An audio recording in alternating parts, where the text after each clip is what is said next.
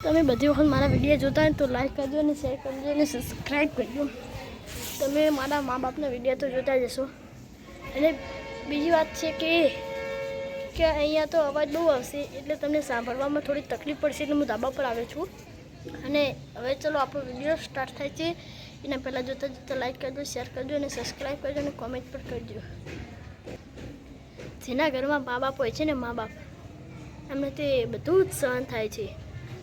જેના ઘરમાં મા બાપ હોય છે ને, મા બાપ એના ઘરમાં બધું જ સહન થાય છે। અને જેના ઘરમાં મા બાપ નથી ને તેમને જઈને પૂછવું જોઈએ કે તને સહન થાય છે કે નથી થતું।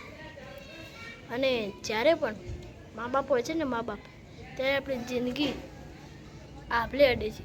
અને જ્યારે મા બાપ નથી ને ત્યાં આપણી આભલે નથી અડતું, કારણ કે તળિયે અડે છે। અને જ્યારે આપણી જે માં છે ને, માં એ કરોડોમાં એક છે।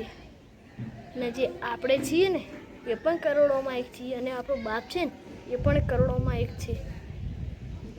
અને જેને મા બાપ નથી ને એ કરોડોમાં જ છે અને એ પણ કરોડોમાં જ છે। અને તમે જોયું હશે કે ઘણા વખતે એમના મા બાપ નથી હોતા અને એ પણ નથી હોતા, જેનું ઘર પણ નથી હોતું અને મા બાપ પણ નથી હોતા।